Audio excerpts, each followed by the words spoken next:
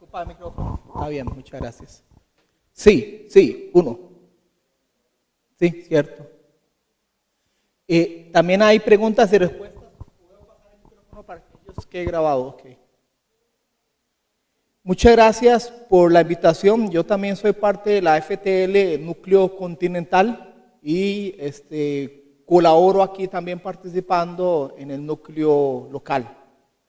Creo que solamente no viene la última vez que vino Rupadilla, que se me complicó. También tengo unas situaciones ahí de ando sin carro, entonces se complica bastante andar sin vehículo. Tengo que cambiarle el motor al carro, al final ya fue lo que me dijo el mecánico. Entonces todo eso es un proceso bastante engorroso. Hablando con Karina, yo le planteaba que estaba trabajando en una investigación donde yo soy el coescritor, porque participan varias personas, 10 personas, participan de este libro que estamos produciendo. Y aparte de eso, de estas personas son regionales. Hay desde Argentina, Uruguay, Chile, República Dominicana, Costa Rica, Nicaragua, Salvador. Son varias personas. Entonces eso hace el poder trabajar con una gama muy rica de personas desde diferentes contextos y realidades, como es la regional. Este libro que estamos produciendo, la plataforma es el Movimiento Juntos con la Niñez y la Juventud, donde yo soy o he sido consultor ya por 3 años. Antes de eso trabajaba como consultor para Viva de América Latina, que es otra ONG, o más bien por decirlo así, OBF, Organización Basada en la Fe, como tanto lo es el Movimiento Juntos con la Niñez, que agrupa a varias instancias que tienen carácter regional, entre ellas Visión Mundial o World Vision, Compassion Internacional, Tear Fund, Cristo para la Ciudad Internacional. Hay una iglesia, digamos, la Unión Bíblica Latinoamericanas, participa en este movimiento, por decirlo así, y entonces desde esas expresiones que hemos estado trabajando este material, en asocio también con la FTL. ¿Por qué se da todo este proceso de investigación? Ok, les explico. El libro, tal como dice en la portada, que tal vez ustedes pudieron ver, en nuestras manos y sus manos, la coparticipación de la niñez y la juventud en la misión de Dios. Ese es el título del libro. El libro primero empezó como una inquietud personal. En el 2013 estaba realizando mi tesis para maestría.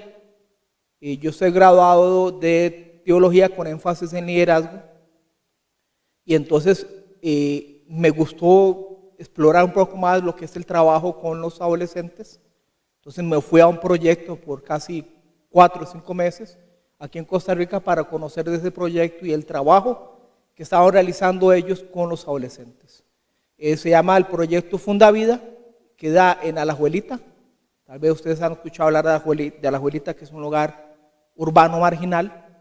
Y este proyecto es respaldado por la Iglesia Viña de Escazú. De allí, entonces, al poder plasmar todas las conclusiones que llegué sobre lo que es los adolescentes participando como liderazgo, me entró la inquietud de seguir sondeando más, indagando más sobre lo que es la participación protagónica, como que dice, de los niños, niñas y adolescentes. Nuevamente, esto es en estructura.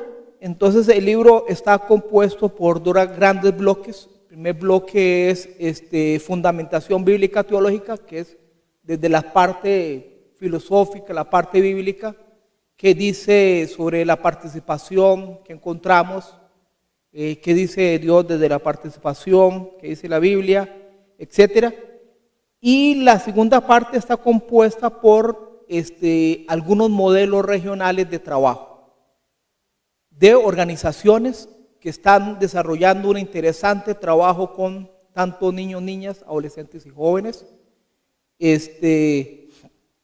Porque la idea era esa. Entonces, ok, hablemos de lo que es la participación, pero también encontremos cómo se expresa eso en el día a día, cómo se articula en la realidad social.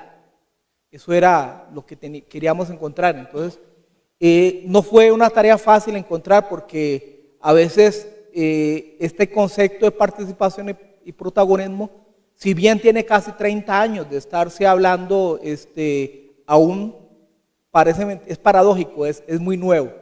Es muy nuevo, todavía la gente no ha interiorizado muy bien lo que es el paradigma de participación. Tanto así porque yo recuerdo que hablando con una señora que tiene un trabajo en Honduras con iglesia, ella me decía, claro, nosotros tenemos un excelente trabajo, y yo le dije, ok, muy bien, me animó. Esperé el tiempo para que ella escribiera o sistematizara la experiencia y para poderla plasmar en el libro. Y al final lo que me envía es un lindo trabajo de iglesia de adultos hacia los niños y niñas y adolescentes. Entonces yo le decía, mira, me encanta su propuesta, pero aquí lo que estoy viendo es todavía el trabajo de los adultos accionando hacia los adolescentes. Pero no, así no es. Entonces yo me senté, le expliqué y pasó otro mes, ella volvió a redactar y me volvió a enviar algo similar. Y así fue 4 veces. Entonces digo, vea qué interesante, y al final de cuentas, bueno, ella no tiene la culpa. Me doy cuenta que hay mucho desconocimiento, muchos vacíos sobre lo que es el paradigma de la participación protagónica de los niños, niñas, adolescentes y jóvenes. Y entonces y eso es lo que está pasando en nuestras iglesias. Es curioso porque quienes están a la vanguardia del empoderamiento de los adolescentes y de los niños y niñas son las OBF, las ONGs, mientras que la iglesia está un paso atrás. No es un secreto, más bien que yo haya logrado conseguir 2 modelos que estamos incluyendo en el libro es casi un milagro de las pocas que hemos encontrado en la región. Entonces, sí vemos más trabajo, repito, de Visión Mundial y otras instancias que están haciendo un trabajo bastante interesante en ese tema. Con explicarle todos estos detalles de lo que es estructura, también quiero compartirles otros detalles de lo que es contenido. ¿Por qué el libro se llama La coparticipación? Ok, muy bien, eso es porque nos damos cuenta que también hay un eminente peligro o un desfase que corremos cuando intentamos trabajar el tema de lo que es la participación, desde lo que es fundamentar, lo que es entender, y podemos caer en lo que algunos expertos han llamado la idealización de las personas menores de edad como objetivación existencialista. Vaya palabrilla más jalada, ¿no? Eso en pocas palabras significa cuando ubicamos en un pedestal a los niños, niñas y adolescentes y los hacemos ver los salvadores del mundo, cuando los objetivizamos como mesías al plantear que ellos con todo el potencial juvenil es bueno, todo es bueno, cuando entronizamos a la niñez.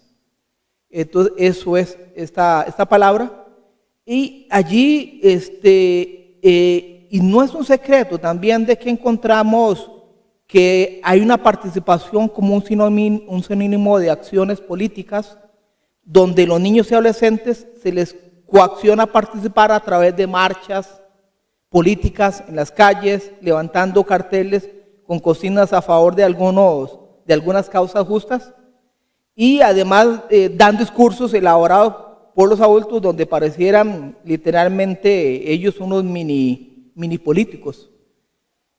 Consultando a varios chicos de estos, mira, ¿y a usted qué te parece esta clase de participación que están teniendo ustedes? Ellos decían, no, es que a decir verdad lo hacemos porque los adultos no pidieron que lo hiciéramos, pero a nosotros no nos gusta esto. Para nosotros nos gustaría expresarnos más con las artes, qué sé yo, internet y otros medios. Y entonces esa ha sido la manipulación en algún sentido. Puede ser intencional, puede ser no intencional de lo que ha pasado en esta esfera de la participación. Y en la iglesia, ¿qué referente más preciso que hablar de los niños predicadores? Es ese niño que vemos con corbatita, saco, ¿verdad? con un púlpito pequeño, la Biblia grandota, y empieza a hablar y pareciera ser un adulto, ¿no? Entonces pasa a los adultos para que oren por ellos y decimos, qué lindo, cómo damos la participación a los niños y a los niños, porque esa es otra, yo no he visto una niña como pastora. Y entonces resulta que al final el niño deja su púlpito, se cambia la ropa, después sigue corriendo otra vez, vuelve a ser niño. Entonces no entendimos qué era realmente esa participación que se buscaba. No la interiorizamos, no la canalizamos correctamente. Y entonces eso es el desfase, lo que estamos viendo, cuando más bien una coparticipación nosotros la entendemos. Un segundito, perdón. Se me olvidó activar el Skype y me están llamando. Cuando más bien la coparticipación es tender puentes intergeneracionales donde el potencial de los niños, niñas y adolescentes se unen a los adultos, donde los adultos se convierten en acompañantes y mentores de la niñez y la juventud. ¿Es idealista? Algunos dirán, pues no tanto, porque al menos cuando yo me sentaba en grupos focales a hablar con estos adolescentes, en el grupo que yo investigué por 4 o 5 meses, ellos reconocían la importancia del potencial adulto. Ellos reconocían sus límites. Ellos en un momento decían, no, es que nosotros solo podemos hacer, no ocupamos de los adultos, no. Ellos veían en el adulto un referente todavía. Ok, muy bien.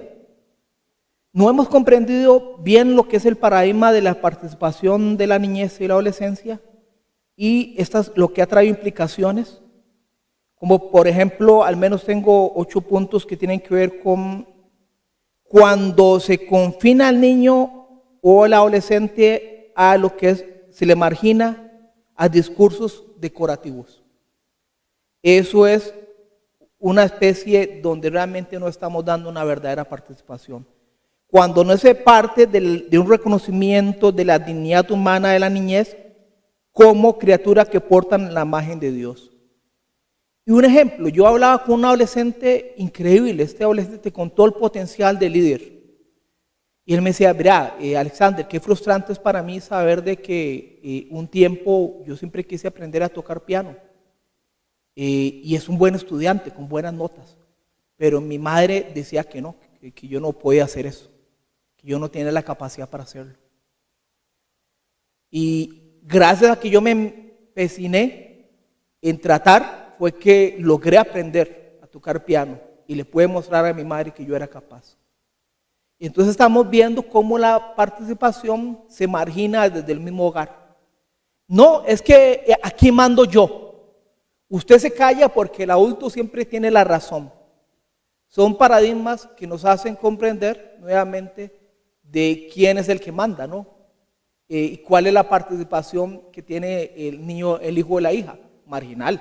Y no estamos hablando de un contexto de indisciplina, estamos hablando de un contexto de un hogar donde se ha creado, o más bien se ha construido estos paradigmas que al igual el adulto nunca se equivoca, nunca falla, yo siempre tengo la razón.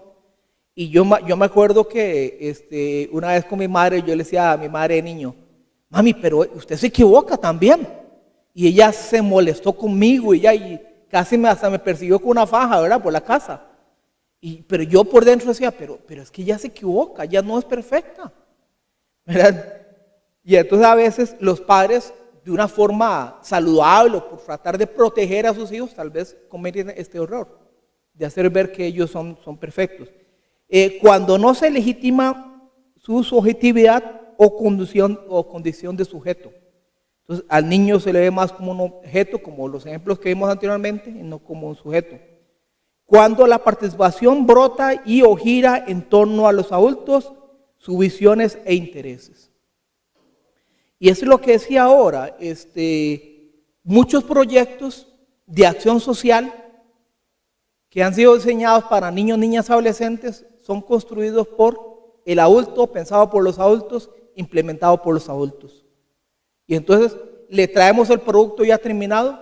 Mira, esto es lo que usted necesita, venga, tómelo, esto es lo que usted ocupa. Vea, usted ocupa un jarrito, este es su jarrito que dice café, aquí está la decoración, yo sé que a usted le va a gustar porque a usted le gustan las imágenes, entonces acéptelo. Y entonces caemos en ese error donde no consultamos realmente qué es lo que ellos querían, qué es lo que ellos deseaban, y entonces nos perdemos toda esta intencionalidad de conocer de ellos, de darles el espacio para que ellos opinen, para que ellos conozcan de la realidad del mundo que por supuesto están viviendo y que conocen más que cualquier otro. Cuando la participación es algo impuesto, bueno, incluso con las mejores condiciones, por supuesto, también hablamos de estos ejemplos. Cuando las propuestas de participación degeneran en explotación, represión o manipulación. Cuando la participación se declara o decreta, pero no se crean las condiciones ni se brindan los espacios para que se llegue a ser efectiva. Y eso ocurre demasiadas veces. Ok, sí, yo creo en la participación, yo creo que hay que darles espacio a ellos para que opinen, levanten su voz, pero al final en la práctica no sabemos cómo hacerlo. Quizás porque adolecemos de herramientas o quizás sencillamente, nuevamente, el paradigma adultocentrista nos gana la batalla. Cuando se ignoran los procesos integrales que viven los niños o se reprimen sus necesidades, intereses y potencialidades. Y es que no podemos dejar de ver la parte que el niño, niña, adolescente es niño, niña, adolescente. Porque decía a veces desfase que tenemos, entonces como ya es líder, entonces haga usted lo que usted considere, lo que usted cree, y entonces caemos en nuestro error. Y no es eso. A veces comprendemos nuevamente, caemos que participaciones, acciones políticas, acciones y todo. Y hay casos tan claros. A mí me decía, mira, le decía a un adolescente, ¿cómo es que tú eres líder? ¿Por qué tú consideras líder? Bueno, sí, me decía él, yo soy líder porque resulta que me delegaron a mí que yo organizara el grupo para alguna actividad. Entonces a mí se me ocurrió llevar a los otros adolescentes, a mis pares, a sembrar árboles. Y resulta que yo delegué funciones al grupo y el día de la hora ninguno había cumplido con lo que se habían propuesto. Y entonces digo yo, ¿ahora qué hago? Entonces él logró encontrar los medios para sufragar lo que hacía falta y al final se pudo hacer el proyecto. Y algo como tan sencillo como sembrar árboles, decimos, bueno, ¿y eso qué tiene relevancia, participación y protagonismo? No, es que sí es las bases donde ellos están accionando a partir de sus necesidades, a partir de sus intereses. Y esto tiene que, lo que dibujé aquí en teoría es una escalera de participación. Tal vez un mal dibujo, no soy muy dibujante.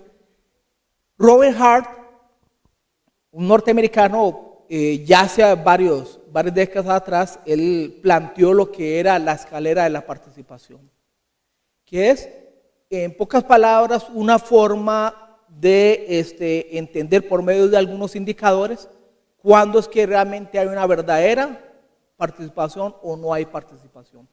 En los niveles más bajos es cuando lo que vemos es una manipulación o una participación decorativa, y entonces los niños los disfrazamos como ovejita, como árbol, y se aprenden una canción o un poema, lo recitan, ¡ay, qué lindo! Ya participaron en la iglesia.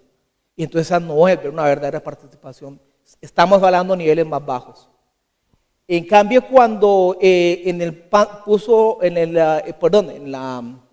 la rampa número 2, la participación simbólica es también cuando son niveles bajos donde la participación tampoco es una gran realidad. Y conforme va escalando los peldaños, vamos viendo que hay una participación más evidente. De repente en el nivel 3, 4, las acciones son iniciadas por los adultos y se lo consulta a los niños, niñas, adolescentes, y entonces ahí ya se tiende a ver una verdadera participación. En los 5, 6, 7 y 8 es cuando más bien los mismos adolescentes, niños y niñas, están organizando para hacer acciones que nacen de ellos, por ellos y para ellos. Esto es, en pocas palabras, lo que es la escalera de participación. A mí me llamó bastante la atención. Hicimos un foro.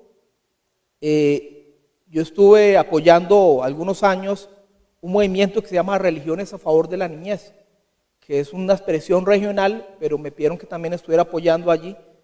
Y entonces hicimos aquí para el 20 de noviembre, que es cuando celebramos la ratificación de la Convención de los Derechos de la Niñez, y entonces hicimos un foro. Y ya teníamos 4 años de estar haciendo foros. Y de repente a mí se me ocurrió decir, mira, ¿y por qué siempre somos nosotros los adultos que hacemos los foros? Nos sentamos nosotros, somos los que hablamos. ¿Qué tal si este año hacemos algo diferente y más bien buscamos adolescentes que sean ellos los que participen en el foro, que hablen ellos? Y no fue mentira, levantamos un grupo de adolescentes, 5 adolescentes, uno era de la iglesia católica, otro de las iglesias evangélicas, otro era de los judíos aquí en Costa Rica y así. Y entonces el tema que les dimos era sobre la violencia y cómo ellos veían la violencia. Y para mí fue el mejor foro que he asistido, porque era como conocer desde sus realidades cómo ellos veían la violencia en la escuela, la violencia en el colegio, y fue muy, muy especial. Entonces, eso es lo que es, por eso es que esta escalera nos ayuda. Yo siempre le digo cuando trabajo con organizaciones que están empoderando o tratando de empoderar a los niños, niñas y adolescentes, que si están a los niveles más bajos, pues no es que están haciendo mal trabajo, es que qué bueno que están descubriendo que están en niveles más bajos, lo cual implica que pueden caminar y poco a poco ir subiendo gradas. Como en el caso de esta Fundavida, que fue el donde hice mi trabajo de tesis, que también plasmé parte de esa investigación en este libro que va a salir. Fundavida es una organización que está brindando una plataforma para los adolescentes de ese lugar, decía la abuelita, específicamente, donde los niveles de violencia son altísimos, donde hay drogas, pero increíblemente, donde los paradigmas de los mismos adolescentes son los sicarios. Son los sicarios, son los ladrones. Pronto otro, un adolescente dice, yo ya no quiero seguir estudiando. Se pone a robar, a asaltar y ya un mes después anda con una moto y entonces los otros adolescentes, wow, qué carga. Yo quiero ser como él, yo quiero también tener una moto, yo quiero tener plata. Esos son los paradigmas que están influyendo en la vida de estos jóvenes. Y entonces cómo este proyecto se encarna en esa sociedad y logra promover otros paradigmas diferentes. Y es bastante interesante ver cómo el Fundavida está logrando desarrollar el potencial en los adolescentes para que ellos poco a poco empiecen a accionar. Y yo les decía a ellos, mira, de repente ustedes tampoco están en los niveles más altos, pero yo calculo que están como entre el 6 y 7, por ahí andan, y están haciendo un buen trabajo. Entonces más bien les animo a que se equipen más, busquen herramientas para seguir caminando en pro de algo más alto. También la participación tiene que ver con el reconocimiento de los derechos de la niñez. Si no reconocemos los derechos de la niñez, de la adolescencia y la juventud, pues no estaremos listos para reconocer que estas poblaciones descritas pueden realmente empoderarse. Artículo 12 de la Convención, un resumen es reconocer que los niños, niñas y adolescentes como personas capaces de expresar sus puntos de vista y hacer decisiones sobre asuntos que les afectan. El mayor problema que tenemos, al menos lo digo yo, que también trabajo desde las iglesias cristianas evangélicas, es que hay mucho desconocimiento sobre lo que es la Convención de los Derechos de la Niñez.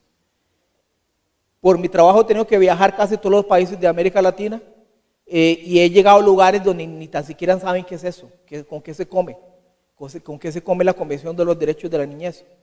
O hay resistencia porque como no es la Biblia, entonces no, nosotros solo a la Biblia hacemos caso. Y entonces se está desconociendo todos estos marcos jurídicos legales, estas convenciones internacionales, y por eso es que el proceso con las iglesias está caminando más lento. Entonces, hay todo un proceso de educación, de animar a las iglesias, de hacerles ver que la convención lo que busca la protección, que busca salvaguardar la integridad de los niños, niñas, adolescentes, y hacerles ver cómo también la convención se puede homologar con la Biblia. Cuando uno hace eso, ellos también bajan la guardia y ya no hay tanta resistencia para aceptar, para más bien rechazarlo. Desde las bases teológicas, rápidamente en el libro también planteamos el aspecto de la dignidad de los niños y niñas como seres dignos porque son creados a imagen y semejanza de Dios, como todos los seres humanos. Y por ello es que son capaces de recibir la gracia y los dones de Dios.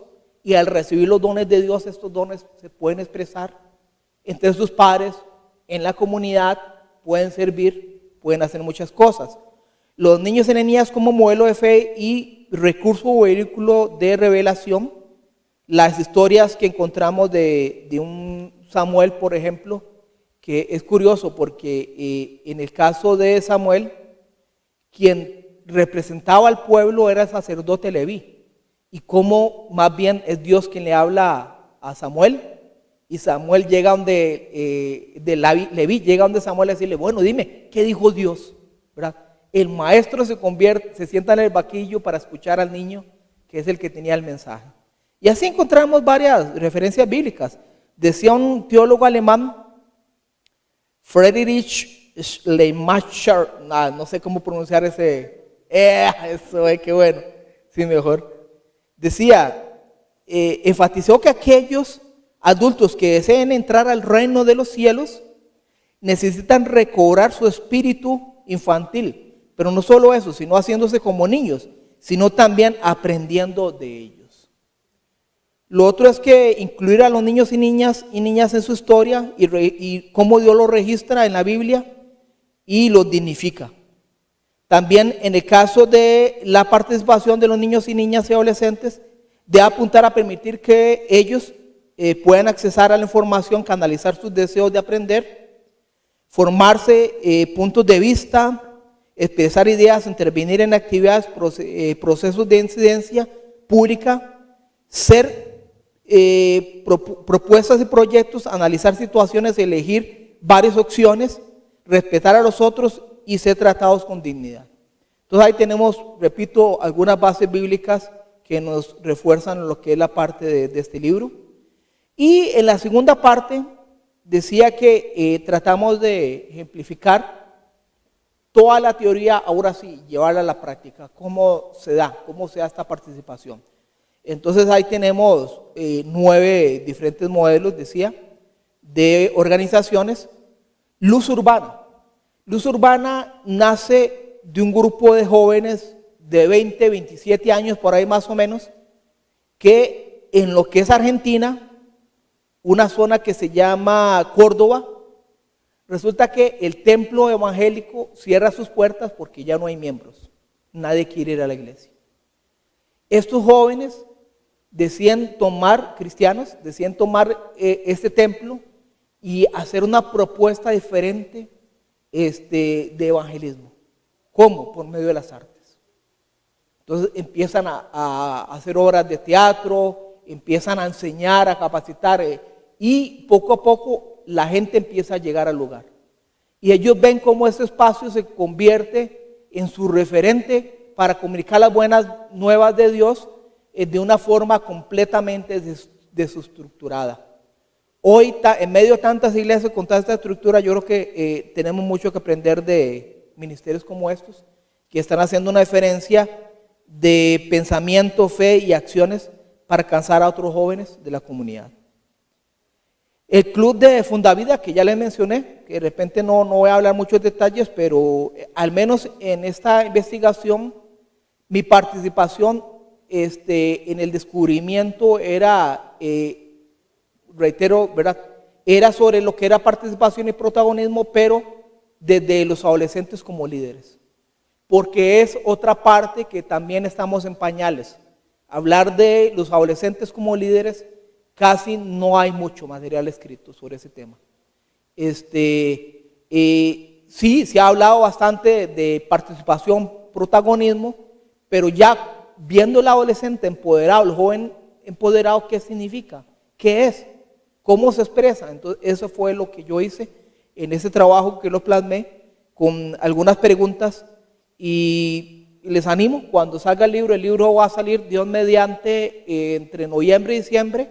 Vamos a sacar una versión primero digital, porque nos damos cuenta que ahora es más fácil diseminarla de esa forma, y después el movimiento quiere hacer otra impresión del libro. Pero para mí la digital me anima bastante, porque nos damos cuenta que es la forma en que va a correr más rápido, va a llegar a más lugares que un libro. Uruguay, otro modelo que también tomamos es de lo que se llama las campañas del buen trato. En Uruguay, cómo los jóvenes están trabajando la explotación sexual comercial juvenil. Entonces ahí también encontramos todo un proceso bastante que nos deja muchas lecciones de estos jóvenes trabajando desde la prevención y articulándose a algo así. Ya para ir cerrando y abrir el micrófono para otras participaciones, para mí algunas lecciones aprendidas en todo este proceso es muchas veces cómo los adultos perdemos la credibilidad ante los niños y las niñas cuando nuestro apoyo se traduce solamente en palabras de afirmación, pero sin actos concretos, que corresponden a lo que decimos, o sea, no corresponden a lo que decimos. Y entonces ahí tenemos una tarea bastante importante por trabajar desde la realidad de ellos, para ayudarles y acompañarles. Este compromiso de aprendizaje mutuo adulto, niños, niñas, se traduce, adolescentes, se traduce en un aprendizaje de la vida en la fe, de la construcción y el encuentro de dos generaciones que se encuentran y crean y trabajan en la desconstrucción de lo que es el paradigma adultocentrista, hacia la construcción de un relacionamiento nutritivo, o más bien, perdón, un relacionamiento nutritivo, nutritivo, en las diferentes áreas de la vida, desde el diálogo como iguales. Nos cuesta ver esa igualdad, porque esa igualdad la vemos desde nuestra óptica adulta. No, ¿cómo va a decir usted que el niño y la niña es igual a mí? Yo soy el que tengo la experiencia, yo soy el que tengo la habilidad, pero es que no estamos hablando de esa igualdad. Nuestra labor debería ser acompañada en el desarrollo de los niños y las niñas involucrados, ponernos en sus zapatos. Esto es también medular, y caminar a su ritmo, que ustedes saben que lo que todo esto implica, asumiendo su desafío como nuestro, de ese reconocimiento de las características humanas de su desarrollo y el establecimiento de expectativas y exigencias. Y por último, requerimos estar dispuestos a reconocer que la obra del Señor se teje entre todos y todas. Y esto incluye considerar a los niños, niñas y adolescentes. Y para cerrar, a manera de conclusión, tomo algunos principios de una socióloga argentina, se llama Nirenberg, que escribió un libro sobre lo que es la participación de los adolescentes en proyectos sociales. Y ella dice que existen al menos 3 razones relevantes para considerar el potencial de lo que pueden brindar los adolescentes, y en este caso para las iglesias. ¿Cuáles? La axiológica, epistemológica y pragmática. Y cuando ya dice la axiológica, dice la participación es un valor y un derecho que debería respetarse, pero debe ser voluntario y no coercitivo. Si una propuesta, trabajo, ya sea de adolescentes, ya sea niños y niñas, no incluye la participación de ellos en la parte de planificación, dichas acciones podrían conducir a alejamiento, desmotivación y falta de interés en los niños y niñas, y en el caso de participar lo harán a la fuerza o atraídos por otros motivos menos sostenibles. Y de jóvenes desmotivados lamentablemente están llenas las iglesias. Dos, epistemológicas. La participación permite que, en este caso, los niños, niñas y adolescentes tengan más conocimiento de las realidades que les afectan en su entorno. Y de esta forma se logra conocer sus puntos de vista acerca de las problemáticas que les afectan a ellos y ellas en su entorno. Una iglesia con adolescentes y jóvenes más sensibilizados y conocimiento de causa es una iglesia que tiene mucho que ofrecer a las comunidades donde se trabaja. Y por último, pragmáticas, porque al participar los adolescentes, también se les puede vincular en las puestas en prácticas de estrategias que pueden ayudar a encontrar soluciones a dichos planteamientos. Y su involucramiento es necesario desde la etapa de la gestión de un proyecto, iniciando con el diagnóstico hasta la ejecución de las estrategias que buscarán soluciones a dichos planteamientos y donde la iglesia pueda definir su quehacer en medio de la comunidad. Ok, eso sería. Muchas gracias.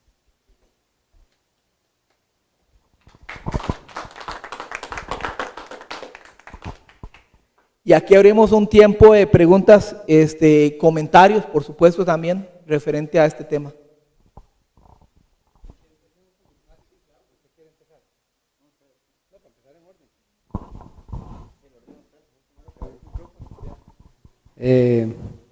Me gusta mucho que estos temas, la UNED está también para esto, ¿verdad? Me parece un tema demasiado interesante. Siempre la Fraternidad Teológica Latinoamericana me pescó, me agarró porque no hay tema que no me guste. Siempre me enfoco, me fascina. Creo que es un tema, como lo digo, es un tema en la UNED, don Luis es testigo de eso, es un tema muy importante. Yo creo que el adultocentrismo le ha hecho mucho daño y nos hizo mucho daño a nosotros como niños. Y lo que vos decías de ver un niño copiando a un pastor es de cierta forma como destructivo, ¿verdad? Y nocivo. Y no, eso es de las cosas más positivas que los niños pueden copiar de nosotros, ¿verdad? Creo que hay otras muchísimo más negativas y peligrosas. Entonces, yo sí creo que el adultocentrismo tiene esos peligros. Me parece interesante la investigación para cuando salga el libro, para poder obtener uno. ¿Ya salió o no ha salido? Entre noviembre y diciembre sale una primera Okay. Sí, y es importante, a mí me da risa porque mi casa queda enfrente de una iglesia, de la iglesia católica. Entonces hacen actividad los sábados. Y hay una muchacha que la persona que, bueno, no sé, yo pienso así, la persona que por ignorancia peca, para mí no peca, porque ella hace con todo el amor del mundo, hace de lo que le enseñaron, es lo que ella da. Es una muchacha que tiene 15 años de trabajar en la iglesia, trabajó también un tiempo conmigo, pero empieza a hacer lo que está haciendo con los niños, porque son niños de 7, 8, 9, y claro, se mueven porque son un montón, son un chorro. Y entonces les dice, ¿y quieren comer cuando no le hacen caso? Sí, si quieren comer tienen que hacer caso, tienen que sentarse, es el método, ¿verdad? Es cómo, y también sola. Entonces yo no quiero alcahuetear su actitud, pero es cómo esto de verdad es un proceso de construcción. Yo siento que si algo tiene malo la Fraternidad Teológica Latinoamericana, malo, es que va como 200 años adelante. La gente que llega aquí piensa mucho. Y es gente demasiado, ¿verdad? Yo siento que es gente evolucionada. Y claro, para que esto llegue a concretarse en nuestras comunidades, en nuestras iglesias, falta tiempo, porque nos han deformado mucho. Y lo triste de esto es, bueno, lo alegre es que hay que seguir trabajando. En la misión, en el evangelio siempre hay que seguir trabajando, no hay que perder la fe. Así empezó Jesús un día, ¿verdad? Con una utopía, con algo que parecía loco y hoy es todo un reino, digo yo, por lo menos para mí. Pero yo sí creo que hay que seguir trabajando y creyendo en los niños, pero tomándolos en cuenta. Me gusta mucho el título del libro, me súper fascinó, porque es eso, es cómo son partícipes, es construir entre todos, siendo ellos también creadores de, hasta posiblemente de un tipo de conocimiento, ¿verdad? Porque los conocimientos puede ser sapiencial, puede ser espiritual, puede ser conocimiento como en academia, como lo tenemos. Pero entonces, qué interesante es cuando empiezan a formar parte de, y no son manipulados de tantas formas. Me gusta mucho, o sea, el tema es otro tema de los que ha hablado en la fraternidad que me vuelve a tocar. Y creo que hay que seguir haciendo. Yo creo que la fraternidad tiene una visión súper amplia, súper genial y saliendo de la UNED, lo que vos decías de la explotación sexual comercial, pero trabajada desde los niños, desde los jóvenes, que sean ellos los que trabajan. La UNED tiene un fuerte ahí más o menos, algunas compañeras han trabajado eso, y hasta, ¿por qué no eventualmente? Que es un tema que es asiduo a mí, que es la masculinidad. Como hombres y mujeres, o niños y niñas, y adolescentes construimos nuestra masculinidad, nuestra feminidad, y librarnos de sexismos que lo que nos hacen es daño al final. Entonces, para mí es algo, o sea, es un tema muy amplio, porque es un tema grande, pero rico, y te felicito, de verdad, tocaste el corazón. Una breve acotación a tu comentario que no puedo callármela. Y creo que lo que es la educación bancaria tenemos ya cuántas generaciones desde que lo propuso Freire, no sé, 30 años ya o más. Y cómo todavía a veces desde las universidades, desde otros espacios se habla que no tenemos que hacer una educación bancaria, pero en la práctica seguimos siendo. Es un paradigma que cuesta erradicar, cuesta deconstruir ese paradigma. Y entonces hasta que no hagamos acciones más significativas, si hacemos lo mismo, seguiremos repitiendo lo mismo. Entonces tenemos que ir caminando paso a paso hacia otros modelos.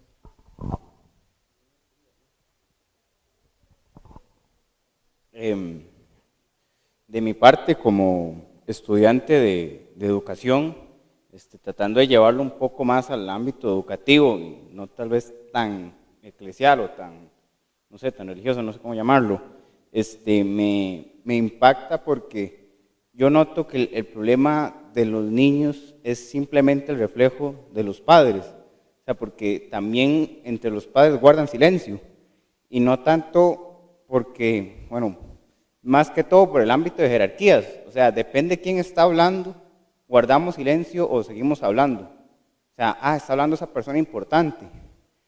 Mira, hoy viene el presidente, una persona importante, entonces hay que seguir a las personas importantes. Cuando asistía a una iglesia y en esa denominación tenían la figura del profeta. Entonces, cuando venía el profeta a Costa Rica, entonces decían, recuerden que tenemos que hacer todo lo que nos dice el profeta, él es nuestro ejemplo. Y nos contaban una historia que en una ocasión en Estados Unidos el profeta estaba sentado y que él cruzaba la pierna y todos los que estaban sentados cruzaban la pierna porque el profeta cruzó la pierna. Y yo me quedé así como, o sea, siempre he sido como muy cuestionador de eso, y yo, ¿y por qué? ¿Y si no la cruzo? Entonces ya es como, mira, entonces ya no está siguiendo el ejemplo, porque era como en forma chistosa, pero en teoría eso es lo que querían que hiciera, ¿verdad? En otra ocasión, cuando fui a un grupo en Alajuelita, cristiano, muy bonito, habían cosas de alabanza y uno podía saltar y toda la cosa, y para mí fue muy chiva, y llegó un punto ya como que había que sentarse y había que meditar, y después como que la gente estaba llorando y yo no estaba llorando. Entonces me dijeron, ¿por qué no lloro? ¿No sintió el espíritu? Y yo, no. Entonces sí es como que uno hace ciertas cosas y se te es permitido hacer ciertas cosas porque las jerarquías así lo dictaminan. Entonces los adultos guardan silencio, somos una comunidad, un país donde se guarda silencio, que de ahí es de manera muy estúpida. Siento que como educador no es estar pegando gritos, sino saber decir las cosas, cuestionarse uno mismo. Eso es lo que me gusta de este grupo, que yo al menos yo me cuestiono mucho mis ideas, y como educador uno ve niños sin ideas. O sea, ya no es que no las tengan, sino que ya no las plasman, no tienen el interés por decir, mira cómo irás a salir esto, mejor copio en el examen y yo sé que va a salir así. Entonces ya uno ve algo así tan gris, pero siempre en el niño por naturaleza, el ser humano busca ingeniar, busca crear, pero en un ámbito donde no crean, donde los ponen a ver tele, donde los ejemplos a seguir ya son como personas que, mira, esta es la imagen que nos vende la sociedad de bonito, hay que hacer esto para ser bonito, donde nos enseñan un montón de máscaras. Entonces, yo siento que tanto como sociedad y me imagino los grupos eclesiales, podrían trabajar más en eso. Y algo que me molesta mucho, con todo respeto lo digo, y es que se refugian en las artes y dicen, uy, mira, es que ayudémonos con las artes, pero lo que hacen es, desde mi punto de vista, prostituir las artes. Ah, mira, se ve muy bonito, dejemos que hagan la obra de teatro y que se vea muy bonito, y ya, y después ya se lo guardan, y siguen con lo mismo. O sea, no profundizan en lo que es el arte como tal, que es la expresión y la sensibilización. Ese es el objetivo del arte. O sea, por eso nació el teatro, por eso nació la danza, para sensibilizar. En los inicios, digamos, cuando se creó el teatro, o sea, por medio de la comedia, para tratar de burlarnos de esas personas que oprimían a la humanidad, utilizábamos la comedia para poder de alguna manera legal burlarnos de ese que está ahí arriba y que también se ríe con nosotros, pero no sabe que nos estamos riendo de él. Entonces, esa sensibilización es algo que no se profundiza, al menos a lo que sé, en ningún ámbito popular.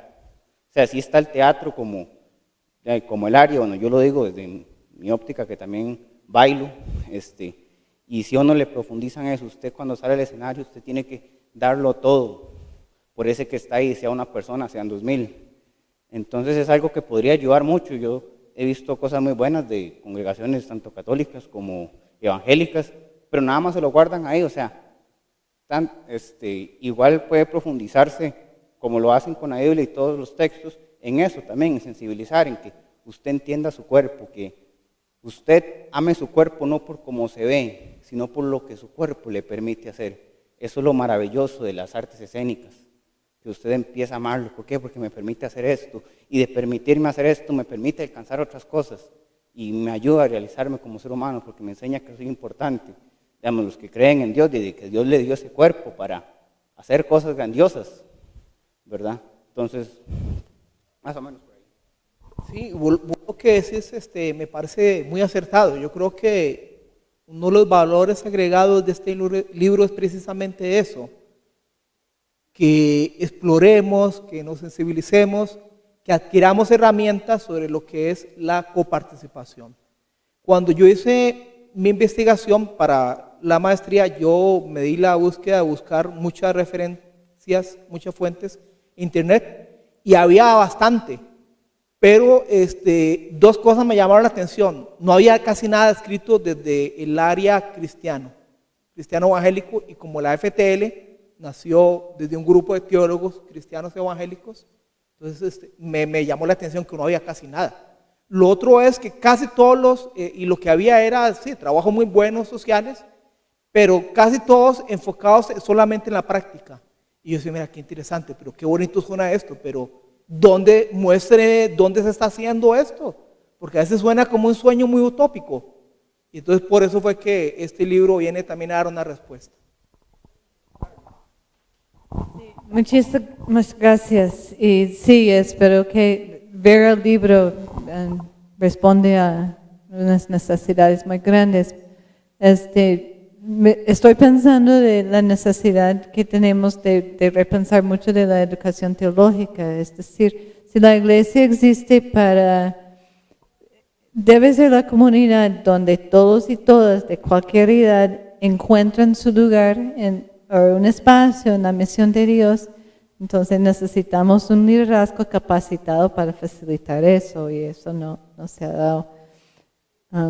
Pero estoy pensando más ahorita en algo que sí es muy preocupante, pensando en diferentes situaciones, pero el contexto que más me llama la atención es Honduras ahorita, donde no hay espacios seguros. Entonces, la tensión entre la vulnerabilidad de los niños, las niñas, los adolescentes que están atrapados en estos contextos, donde la única salida es literalmente salir, y los miles que van ahora a los Estados Unidos buscan llegar allá para salvar sus vidas, y promover un protagonismo, cómo se promueve un protagonismo en un contexto así. Ahí, eso es donde yo siento, yo tengo un estudiante de Honduras que está escondido ahora porque no, por amenazas de las pandillas, no puede atender a la iglesia que tiene a su cargo. En contextos así que no sé, no tengo respuestas. En el libro hay un artículo de Moelos que lo escribió Greg Burch, que es un amigo mío. De hecho, cuando él vivió en Costa Rica, él fue parte de la FTL, después ya regresó a su país. Él trabajó por 5 años en Venezuela, pero en las calles de Venezuela, con los adolescentes en situación de calle. Y entonces es bastante interesante ver el modelo que él propone, donde hay un ministerio de Venezuela que está trabajando con estas poblaciones de niños y niñas en situación de riesgo, que muchos roban, matan para sobrevivir, contexto muy similar al de Honduras, porque sabemos que hay un triángulo de la violencia que está formado por El Salvador, Honduras, Guatemala, pero el cuarto país se une Venezuela también. Entonces, y es bastante lindo, porque al final, por medio de ubicar a los adolescentes sirviendo en otras comunidades, se logra esta transformación. Me gustó bastante porque después van a poderlo leer en el libro, de un adolescente que él en situación de calle, que olía pega y todo lo demás, este ministerio lo acoge, lo empieza a acompañar y al poco tiempo logra salir y hoy por hoy es un pastor que está trabajando en República Dominicana, ya con hijos, casado. Y uno diría, wow, es que cuando uno ve la foto, lástima que no traje la foto, porque uno ve la foto del niño en la calle, usted dice, es un niño más en situación de calle, o sea, pero luego ver la foto ya con su esposa, con sus hijos, a uno le cambia, dice, realmente se pueden dar las transformaciones.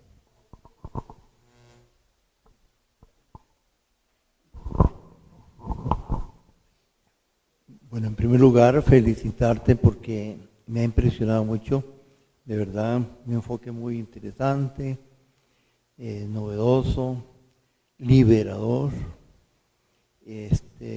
y lo que pienso hacer es como relacionarlo con algo de la UNED.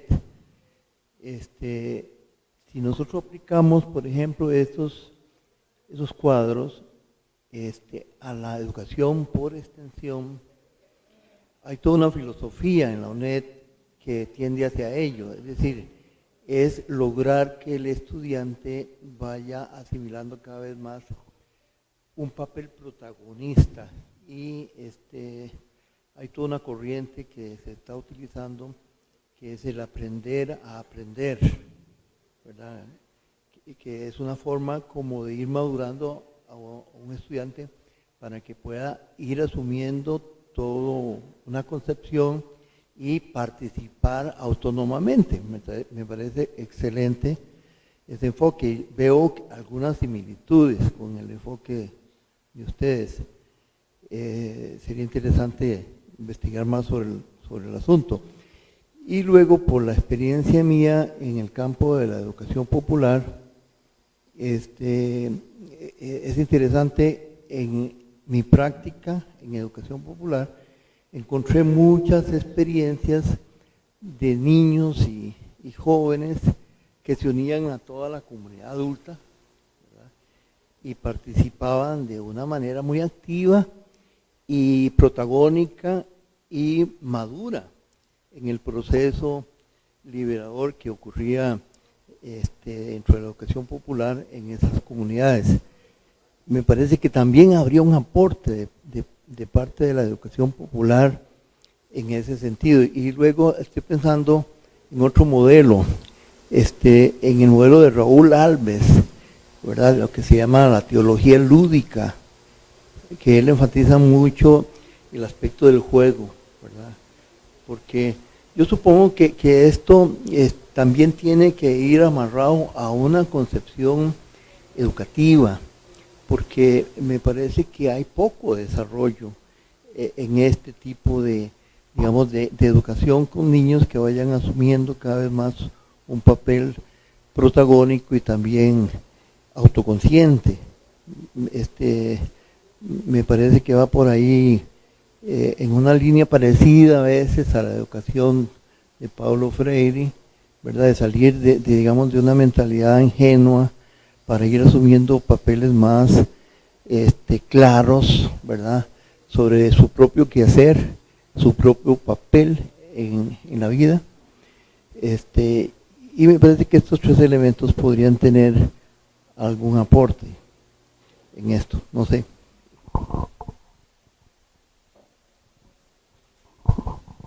No, yo creo que sí, definitivamente es todo un desafío. Tenemos ese desafío pendiente por delante y quizás refiriéndonos desde esta práctica educativa más suscrita al área, quizás donde estamos más inmersos, en mi caso personal, lo que es las iglesias, y cómo requerimos todavía brindar más herramientas. Porque yo no quiero decir que la iglesia no hace nada, porque a veces sería una concepción muy pesimista, es que la iglesia nunca hace nada. Más bien deberíamos decir, la iglesia está interesada en hacer, pero a veces adolece herramientas para hacer. Entonces tenemos que ayudar, acompañar a la iglesia y por supuesto que se deja acompañar para hacer la transformación. Yo escribí otro libro anteriormente que se llama sobre la disciplina de la niñez, que de momento ese sí es físico, pero usted lo pueden encontrar en la Librería Universal porque Enfoque a la Familia en Costa Rica es la plataforma que lo puso.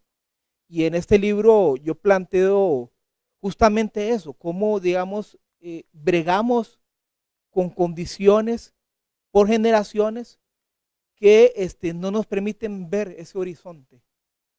Y entonces por eso es que al final terminamos creyendo que el único método para disciplinar ese chilillo es la chancleta, cuando hay alternativas. Pero entonces decirle a las personas, mira, es que hay dos métodos, usted puede usar que es el más corto, donde de repente el chiquito se tira, hace una berrinche y usted le pega 3 cuerazos, se calma y usted dice, me funcionó, pero realmente qué enseñanza le dejó. O utilizar este otro método, que es el método donde hay tolerancia, ternura, cariño, enseñanza, aprendizaje, y por qué nos seguimos empeñando en utilizar ¿verdad? ¿Por qué? Porque sencillamente no estamos dispuestos a tener que caminar más. Queremos las cosas más fáciles, más sencillas. Y eso lamentablemente se ve en todas las estructuras, desde la más alta hasta abajo, ¿no? Entonces, no nos compliquemos mucho, que el profesor haga tal cosa y ahí salimos del paso. Entonces decía mi esposa que algunos están por el 15 y por los 30, nada más.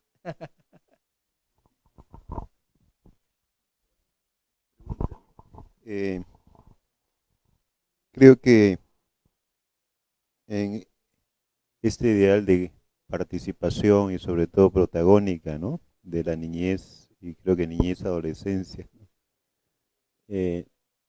no sé hasta qué punto, bueno, desarrollamos diversas filosofías y creemos que son más avanzadas, más de vanguardia, diversas alternativas se han mencionado, pero hasta qué punto, yo no llamaría ideologización, sino es una tal fuerza, digamos, lo mencionamos, que corresponde a los mejores enfoques que como adultos hemos desarrollado, ¿no? Y queremos que también la niñez pueda involucrarse en ese gran ideal de amplia democratización, diríamos, ¿no? Pero se le necesita lo que mencionaste,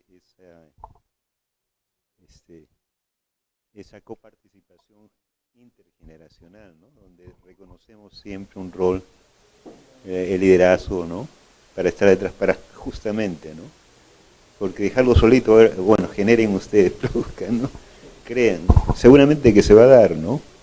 Y en la historia hay esos grandes genios, digamos, un Mozart que no crea solo, ¿no?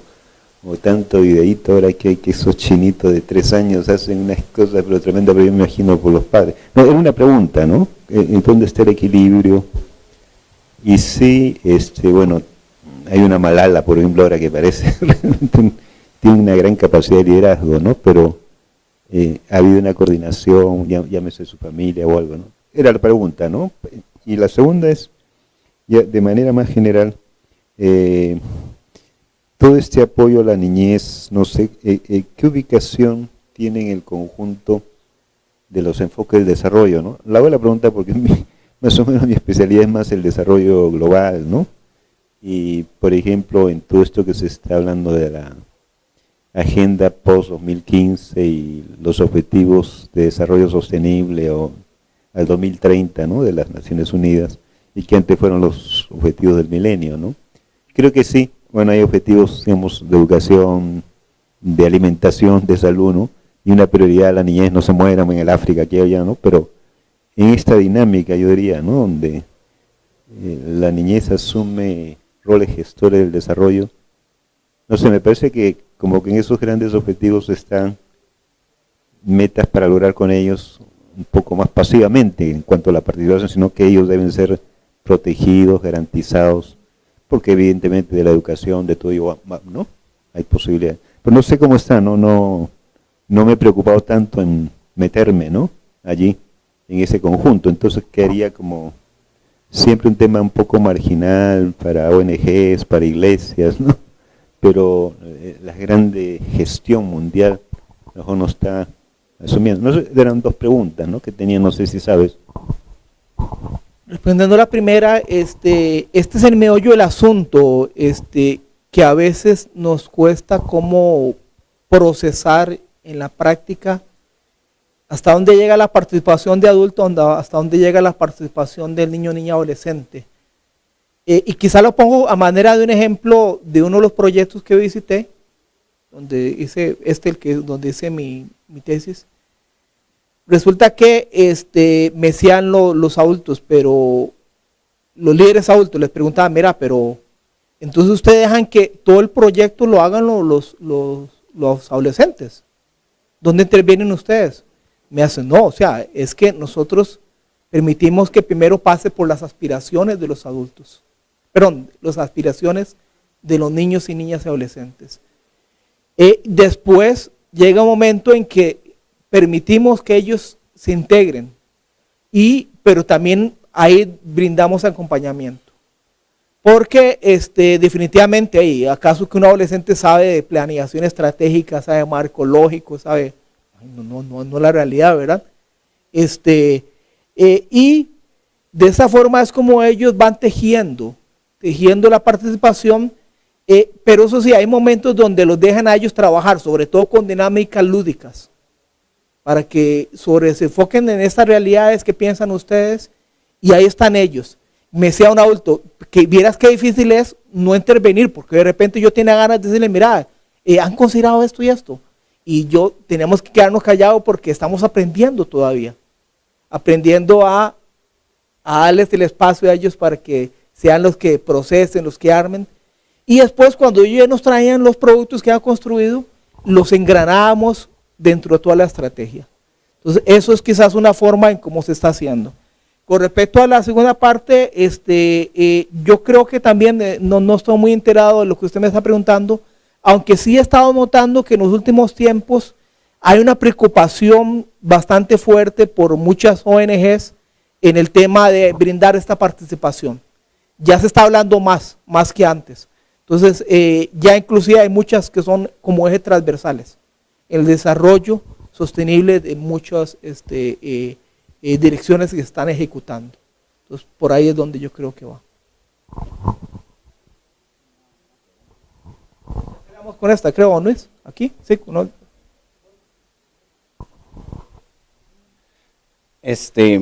Tal vez se parece un poco a lo que dijo el caballero hace un momento. Desde mi ámbito y tal vez de lo que usted conoce y lo que estudió en esos meses con los jóvenes, y yo me pregunto, digamos, uno sabe de situaciones de niños que han tenido que hacerle frente a las necesidades de una familia, niños con tal vez 11 años, por ejemplo, estudiando un poco lo que fue el genocidio nazis, o sea, habían niños de 6 años que luchaban por su vida y se las ingeniaban para hacerle frente a las invasiones nazis en sus países. Y eso a mí me ha enseñado que los niños tienen un gran potencial y un gran deseo de sobrevivir y de salir adelante, y no piensan solamente en ellos como niños, sino que piensan a los que están a su alrededor. Lo que me hace pensar, al traer esas ideas, digamos, y contextualizarlas en mi entorno, ¿verdad?, en mi país, y yo me pregunto, ¿puede uno aquí creer que nuestros niños también son capaces de estas cosas? Y se la planteo de esta manera, digamos, usted que es evangélico, digamos, a veces creo que tal vez las denominaciones religiosas, como mantienen esa jerarquía y ese conocimiento, ¿verdad?, de que hay personas que han estudiado mucho y saben mucho de la Biblia y de los mandamientos y todas estas cosas, como ellos manejan ese conocimiento, ellos tienen que transmitirlo. Me imagino que no es como transmitir, digamos, las enseñanzas de Dios, ¿verdad? Y los niños no tienen esto.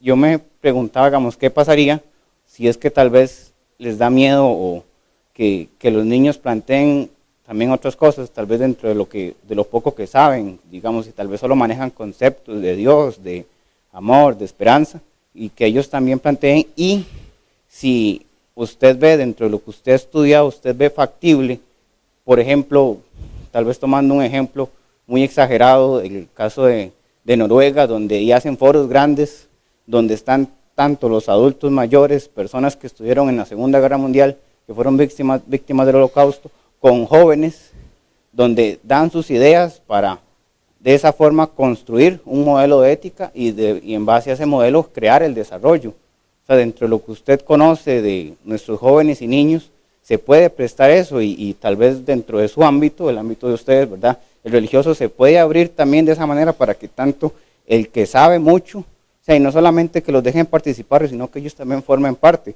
Imagino que como comunidad religiosa y que caminan hacia un objetivo, que también ellos aporten para ese objetivo y que tanto en nuestra, más que todo en la sociedad, que esa opinión, que ese punto de vista también sea tomado en cuenta. No es como que, chiquito, ya habló y ya, sino como que eso siento yo que nos puede ayudar a caminar. Usted lo ve así, o como sociedad no estamos preparados dentro de lo que usted sabe y se busca algo así.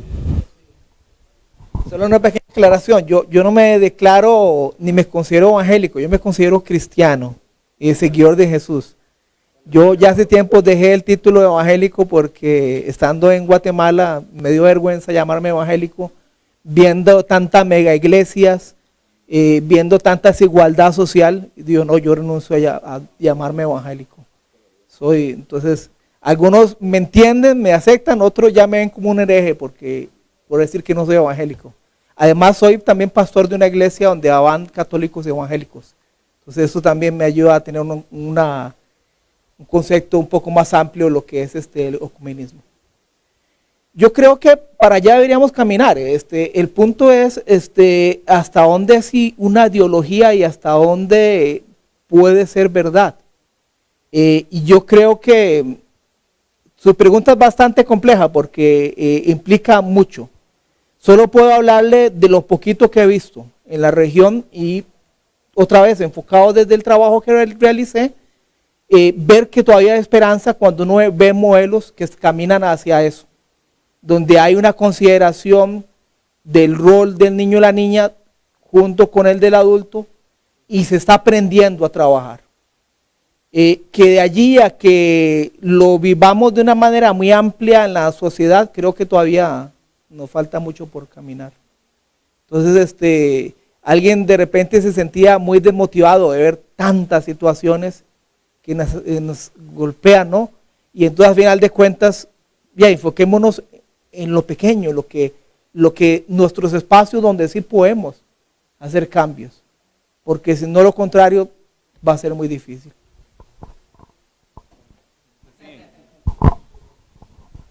Lo mío es más como un comentario y digamos bueno, nosotros recibimos es una obligación cuando uno trabaja ahí en la Universidad de Costa Rica que uno lleva unos cursos de didáctica universitaria, entonces ahí uno le enseñan mucho sobre constructivismo, pero claro, uno lo que se pregunta es, porque digamos yo entiendo que usted viene de un contexto de iglesia y a mí me da la impresión que a veces lo que como que el tema principal en las iglesias tiene que ver como con moral y ética, como que ese sería como el rol más o menos, ¿verdad? Pero yo me pregunto cuál es el rol de los libros, ¿verdad? Porque, digamos, no es tan sencillo venir y dejar las cosas totalmente abiertas y a la libre. Yo entiendo que, o sea, por ejemplo, si yo vengo y agarro un libro que sea estadística para ingeniería, ¿verdad? Yo sé que ese no sería exactamente tema para los niños, ¿verdad? Pero lo que yo pienso es que un modelo así probablemente deba tener adaptaciones según cuál sea, digamos, el objetivo pedagógico o la materia en concreto que se está enseñando, ¿verdad? Y aunque efectivamente yo crea que, digamos, tiene que haber un proceso de consulta, probablemente haya cierto tipo de materias de la que las personas no puedan opinar, sino hasta, por ejemplo, después que han terminado de leer todo el libro, porque hay cosas que no se van a entender, digamos, hasta después, ¿verdad?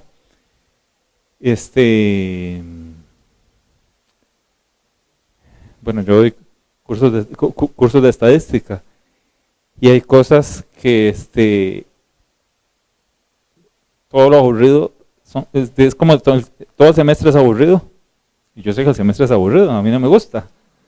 Y lo más interesante viene hasta el final, porque es que no se puede entender lo del final si no se pasa por todo. Y uno se pregunta por qué uno sabe que las personas que desarrollaron eso no fue, o sea, ellos lo disfrutaron, por lo menos a uno le parece que a Pitágoras parecía como que le gustaban todas esas cosas y pasaban realizando instrumentos y creando notas, etcétera, ¿verdad? Pero sí, digamos, yo me pregunto porque esto debe probablemente tener debe ser distinto según digamos, la materia o no sé, o el objetivo pedagógico que se persiga. Es sobre todo un comentario, ¿verdad? Para mí esa es una pregunta porque cuando yo no les dejo quizzes, les da pereza leer el libro de estadística y sacar un montón de tiempo para hacer los ejercicios, ¿verdad? Pero a mí no me gusta dejarles quizzes porque me parece que hay algo detrás ahí que es como, como penal, digamos, ¿verdad? Como que el aprendizaje tiene que ver con poner notas. Y eso no me gusta, pero digamos, uno está así como en el caso concreto de esa materia, y el mismo libro dice, hay que dejar quizzes todas las semanas. Pero bueno, dejémoslo. Habría estado vinculada a la primera pregunta, ¿no? que hice. O sea, siempre hay un know-how o hay un saber en cada campo básico, ¿no? Que alguien tiene que transmitirlo, ¿no? Lo cual no quiere decir que se esté respetando la creatividad, sino que es importante, ¿no? Inclusive en lo moral, o sea, no en ese campo, sino instruye al niño en su carrera, ¿no? O sea, como que hay una responsabilidad del más adulto, ¿no? Pero por eso decía ese interjuego, ¿no? ¿Hasta qué punto está esa apertura que decimos participación o creen ustedes por sí mismos, ¿no? Nosotros solo estamos viendo, o realmente está esa cuestión intergeneracional donde es importante algunos saberes que sí es clave, ¿no? Que lo descubran. Por esa línea iría un poquito. Sí. Me parece que... Yo nada más quería comentar, porque por algo yo mencioné el papel del libro. Honestamente no hay docente, la misma persona que escribe un libro, hay un famoso libro de correlaciones en estadística, de una señora de apellido Aiken. Yo le puedo asegurar que esa señora no se sabe de memoria lo que escribió, porque es imposible, por algo no escribe, porque precisamente no se le olvidan las cosas, ¿verdad? Pero entonces no es que hay alguien que posea todo el conocimiento y una persona que no, y otro que no lo posea, ¿verdad? Pero ciertamente no puede ignorar que llevamos no sé cuántos años de cultura y que hay ciertos productos culturales que ha costado muchísimo y que de alguna manera hay una especie de transmisión de conocimiento, ¿verdad? Que no es que las personas menores de edad les toca generar todo, ¿verdad? Sino que tiene que haber una transmisión de conocimiento, pero obviamente las personas que vienen detrás de uno le harán modificaciones a ese conocimiento y harán su propio aporte, ¿verdad? Pero por eso, digamos, el libro, no el adulto y la persona menor de edad, la adulto. Yo estoy de acuerdo. Vea, número uno, tiene que haber un balance, porque el gran problema es lo que es cuando tenemos desfases. Entonces, como hay que darle la participación, es lo que hablaba de la objetivización del niño, ¿no? Que a veces lo entronamos y entonces es el que tiene toda la razón, todo lo sabe y no es cierto. Entonces, ¿cómo creamos ese balance? A veces decía un autor que es con prueba y error. Prueba y error, prueba y error. Porque así es un proceso. Conocer la participación es un proceso en el cual no lo sabemos todo, pero vamos caminando paso a paso, donde damos un espacio, pero hasta ese espacio, hasta dónde es el espacio que tenemos que brindar. Bueno, depende de muchos contextos.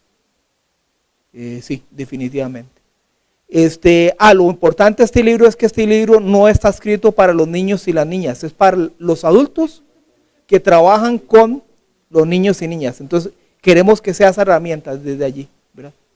Y que ojalá que a las personas que lo lean y están trabajando el tema o desean trabajar el tema desde sus estancias, organizaciones, whatever, ¿verdad?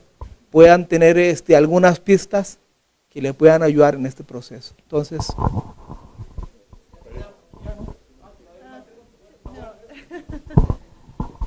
solo un comentario más, porque es interesante la discusión, pero tenemos que pensar qué es conocimiento y recordar que estos chiquitos, chiquitas también tienen conocimiento. Y es a través de este diálogo que se logra construir un nuevo conocimiento entre todos y todos. Y yo quería rescatar algo que dijo Joseph, que es clave, me parece, cuando estamos hablando de la recuperación o mantener la memoria histórica, y no hay que ir tan lejos a encontrar luchas. Es decir, yo empecé a pensar qué lindo sería juntar grupos de personas de la tercera edad con niños y niñas, ¿verdad? Y que hablen juntos y juntas sobre las realidades del país. Ha habido muchas luchas aquí también, de que los niños deben escuchar. Entonces, que hay otras poblaciones también que son ignoradas, que tal vez parte de la tarea es construir estos puentes de verdad intergeneracionales, no solo con adultos en la edad pensada como productiva, pero también pensar en otros grupos que también tienen mucho que aportar. Para ir cerrando, me gusta mucho el comentario de la compañera. Yo creo que la educación bancaria, el adultocentrismo, aún así es difícil sacar del esquema de lo que el compañero decía, porque así fueron educados ellos, así fuimos educados nosotros, pero hay que seguir como haciendo el intento, ¿verdad? Yo creo que este es un muy buen intento de hacer un cambio y de seguir haciendo cambios con nuestros hijos, que es lo que más cerca tenemos, y si se puede en las iglesias, si se puede, pues genial, ¿verdad?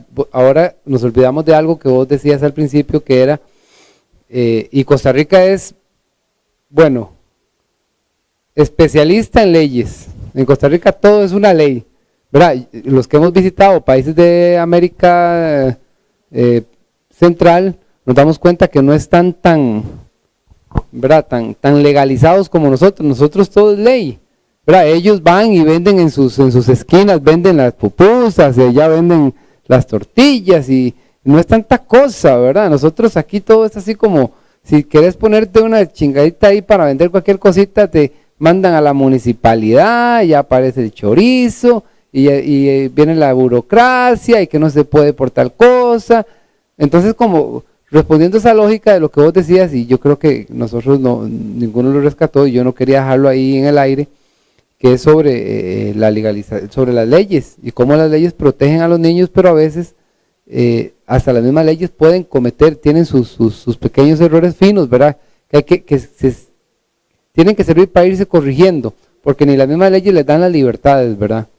Que los muchachos necesitan para poder ser creativos, para poder ser, que es una de las cosas que don Luis decía de las pedagogías del sur, que está el buen vivir, pero también está, bueno, el aprender a aprender, que nosotros en UNED lo usamos mucho, pero está ahí el aprender ser. Y claro, yo sé que es difícil desde un paradigma concebir que los niños son y tienen ese ser y que pueden construir desde lo que tienen, ¿verdad?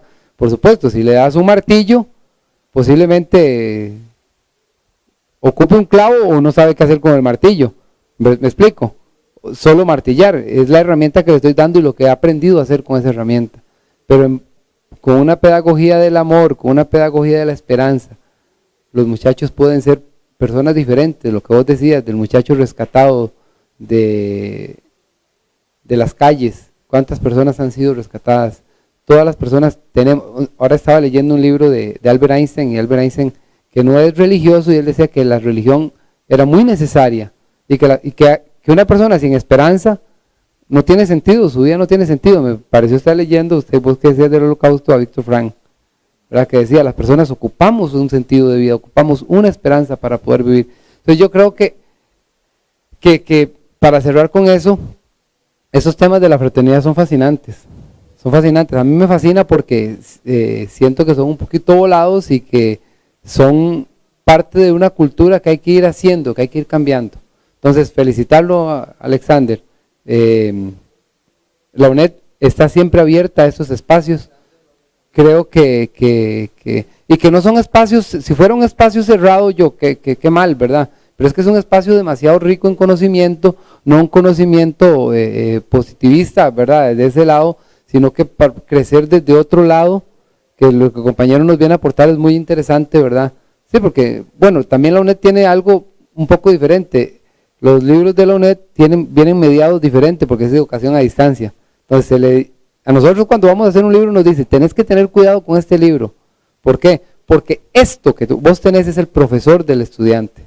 Tiene que ir muy bien mediado, muy bien explicado, y yo creo que casi todos los libros deberían ser así, ¿verdad? Pero la educación como tenemos concebida en academia, tiene que tener un profesor que te explica, porque vos no entendés bien. Entonces el profesor tiene que explicarte, profe, tengo tal duda de tal página, profe, tal idea. Entonces, esto de la mediación creo que es importante, y la UNED ha comprendido un poco mejor. Tampoco es que somos genios en esto, ¿verdad? Pero sí es importante a la hora de trabajar con muchachos, los adultos, no sentirnos que somos los dueños del conocimiento total, sino que juntos, como lo propones en el libro, yo creo que el título capta bien todo el libro, juntos podemos construir nuevos conocimientos, juntos podemos construir sociedades nuevas, positivas, no sé, sociedades de paz y de sana convivencia. Y nosotros la tenemos difícil. Cuando la compañera metió el dedo en la llaga, porque lo metió bien fuerte y dijo lo de Honduras, yo me quedé así, porque es otra realidad. Hay que hacer cosas muy fuertes, muy grandes. Lo que decías del triángulo, Salvador, Guatemala, eso es verdad fuerte, en realidad. Ahí está el correo, a cabezas. Ajá.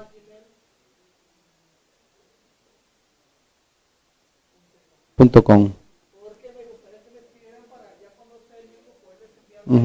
Ok, genial. Sí, entonces agradecerle a la fraternidad y a ustedes, a la UNED, sí, y al compañero de Hondonet, que siempre se portan tan bien. Los compañeros de Hondonet son geniales, y buenas noches, compañeros y compañeras, que Dios nos acompañe a todos.